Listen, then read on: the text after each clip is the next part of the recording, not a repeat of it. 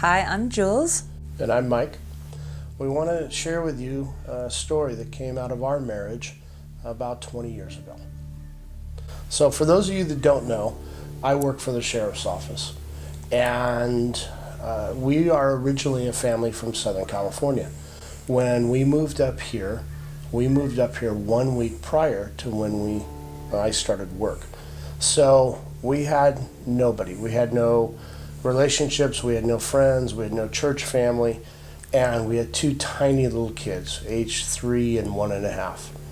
So 4 out of 7 nights a week, I would leave at 5:30 at night and not come back till 6:30 the next morning. She tried to get out and do as much as she could to occupy the kids and give me an opportunity to sleep. So one of these activities for Julie to get out of the house was she joined a health club and she started teaching aerobics there.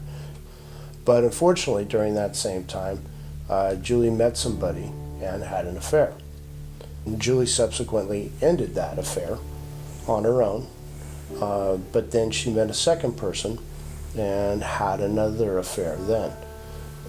This one was much more intense, much more involved, and when I found out about it, when it was uncovered, Julie had made a decision that probably within a week's period of time of it being uncovered, that she was going to move out and that she was going to go and live with this guy. When we moved from Southern California, I moved away from all I knew, my family. I lost my support, I lost my help, and I lost my joy. And I quickly became friends with depression. And it began sucking life out of me. And my husband would come home late at night sometimes and find me just crying, so bored and so tired.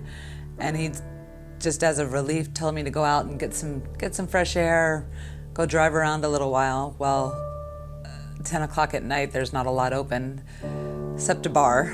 And I wasn't much of a bar girl, but I didn't know where else to go, and so that's where I ended up. And I met somebody there, and I pursued a relationship looking for attention. And I found that that's what I was lacking in my own relationship. And I felt like Mike and I were so different that I wasn't going to be able to find happiness. What I really wanted was somebody more like me. And God said, okay, here you go. And I met somebody just like me. So my life drastically changed, and I was a train wreck for probably a month. And the only comfort during that 1 month was the fact that all of these people said, well, Julie was wrong, and you're right, Mike. And it was very empty, but in the moment, it was soothing. So God was really with me during this time, and He brought me out of that place of chaos and searching into a place where I could find some peace. And it was during this time that I was able to really focus on Him and really focus on the kids and not be as concerned about Julie and what she was doing. It was also during this time that I decided to file for a legal separation. I was a Christian, but I was the Lord of my life, and I wanted to pursue what I wanted to pursue. However, I wanted the relationship to still be right before God somehow. So I decided to bring the boyfriend to Redwood Church. How weird that must have been for all those people praying for my husband and I to get back together and to have me show up with another person. With the papers of separation, that was a funny one as well, because I had given them as a present to my boyfriend to show my level of commitment to him. However, there was a typo in the paperwork, and so it legally never processed. So Julie and I had come to a place where we were comfortable with each other. I wasn't trying to badger her anymore.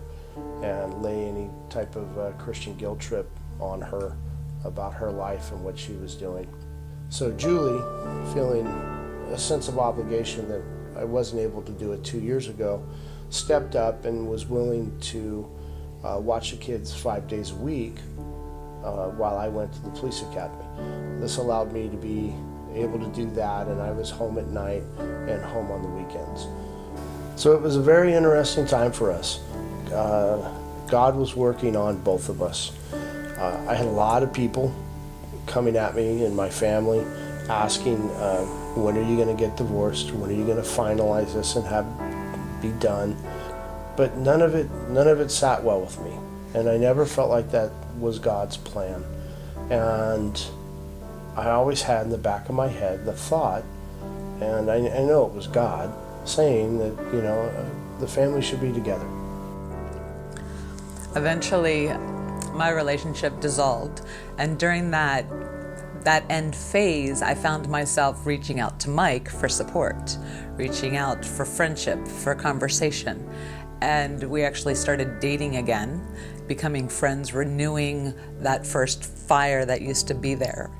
And it became very clear in my heart that I belonged back with my family. I was terrified. I was terrified to go and lose my freedom. It was time. It was time to move home, just do it. And it was hard. That first year, I loved my husband, but I wasn't in love with him. I lacked the passion that I had at one point. And I prayed every morning, God, help me fall in love with my husband. And every day I would get up and do what I was supposed to do as a loving wife, but I didn't feel it in my heart yet. And after a year, there was a noticeable change. And as we celebrated our 10-year anniversary, I knew that I had never loved him more. And it was just miraculous to see that God can change a heart, a stony heart, a confused heart, into a mushy love heart. And it was freeing, because I knew that I was where God wanted me to be, and God was helping me do what I had to do. So we come to understand that God had a plan for our family, and that it was to be together. And there's a lot of bumps in the road in the next 5 years that came as we were reunifying together.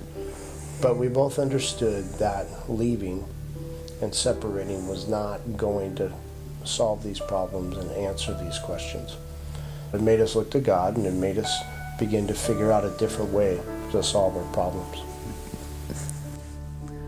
Forgiveness rights every failure. I didn't deserve to be forgiven, but my husband nailed his pain to the cross instead of nailing it to me. And we've watched God restore what we undid. As we keep our eyes on Jesus, our pain leaves and our hope increases. Forgiveness heals it all. So we sit here today after being married for 27 years, and we know that there is nothing perfect in the world, and we've had more than our fair share of rough years, but we're happy, we're content, and we know that God's in front of us and where He's leading us. Amen. Amen.